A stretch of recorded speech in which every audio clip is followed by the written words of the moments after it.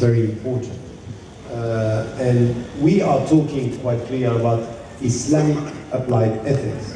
So we are really clear on the framework that our sources and the reference sources are first the Islamic scriptural sources, the Quran was Sunnah.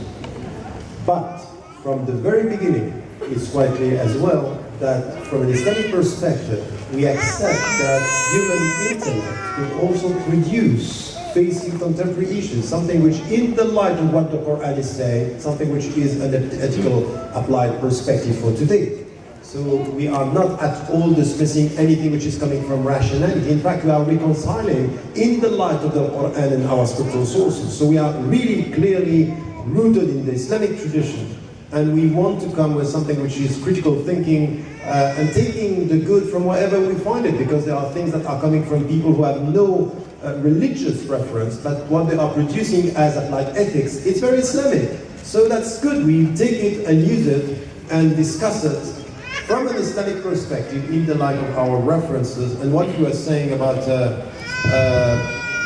the scientific methodology as well, about experimentation and all this is something that we also have to discuss in the light of the Islamic principles. Because at the end of the day, you know, when I was talking to some scientists and people who are in the field say, you know, at the end of the day, what is possible in science is going to be done in one way or another.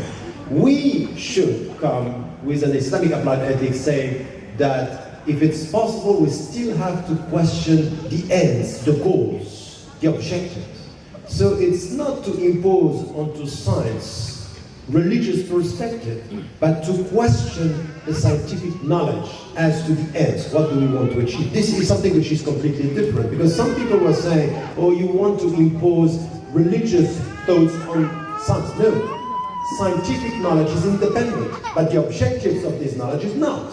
We are dealing here with a science that is useful for humanity, not only for Muslims. So this is a question which also has to do with experimentation and what are the limits.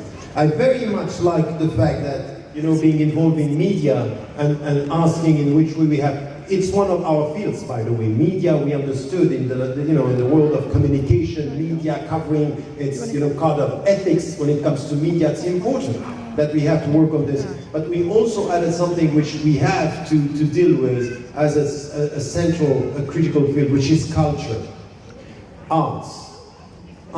And to stop this very simplistic, I'm sorry, if you deal with kids today, if you deal with the society, you can foolish yourself by keeping on saying music is haram, movies is haram, cinema is haram. Okay, so you have many of your kids that are doing haram things, if not yourself.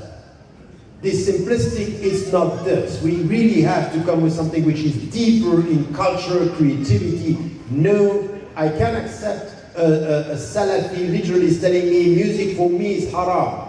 If he adds or she adds, for me, it's my interpretation. But to tell us that this is Islam, we have to challenge this. We have to challenge this because some of the Islamic decisions and opinions are destructive from within, because they send a message to the Muslim that you are not really a good Muslim if you do something else.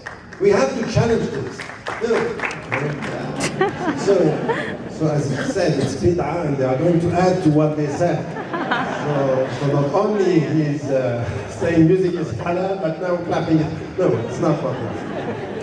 So and sense of humor is halal, by the way. Then, the point here is really to come to a discussion on something which is deep in creativity and movement. We want to open this field to discussion with people who are working on this. And helping us to think about this. The last thing that I wanted to say, and I will, what you said about women, and it's one of our main concerns. We talked, even if, I don't know, over the last 25 years, in every single book, I'm referring to this as one of our main problems, and we have to be serious about it. And not apologetic and not, saying to our sisters that's good, or talking only about the masks and talking about, complementarity in the couple and the marriages. It's deeper than that. It's deeper, and the experience of saying, at one point I have to stop my own career and to become a mother, and I'm asking who I am in the whole process. It's a deep discussion. It's very, very important. Is something which has to do with self-confidence and self-appreciation. Who am I?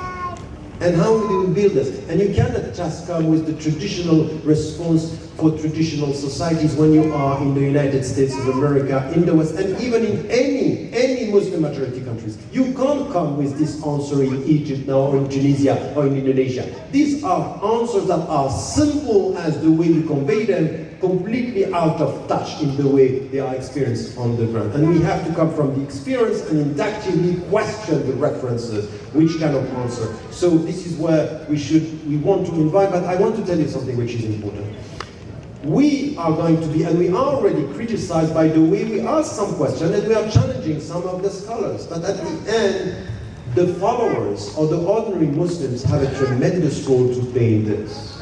Because you can blame the scholars not to come with the answer, but if our sisters are playing on, the victim mentality, these are not doing the job, and if the followers, the ordinary Muslims, are not doing the job of being critical on this, being involved in this discussion, at the end of the day, we will have the responses we deserve if we are not committed as ordinary Muslims. The problem that we have with authority in Islam is not only coming from the scholars, it's coming from the Muslims themselves, because they are not involved in the discussion, they are not challenging, they are not coming with the critical questions, and the victim mentality is not going to help us. It's not going to help us. So let us be involved in this discussion. This is also, when I wrote the book Radical Reform, many people were saying, oh, he's criticizing the scholars.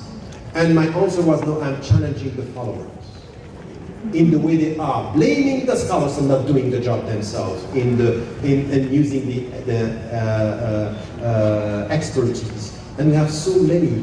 One of the main answers that we can give to this is really that if you look at all the facts and figures today, our sisters in education, within academia, are now doing much better than many of our brothers. So this is going to be a very deep problem in the future in the relationship between men and women, because we come to a woman and say, okay, you have to marry a Muslim, so which kind of Muslims do you propose?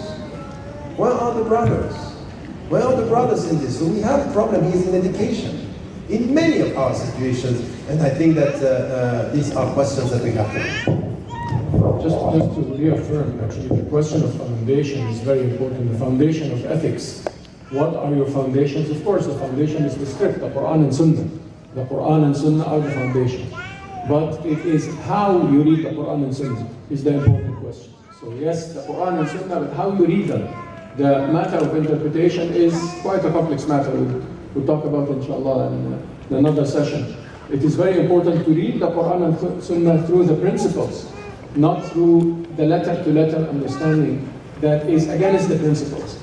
That is very important. Assalamu alaikum wa rahmatullahi wa barakatuh.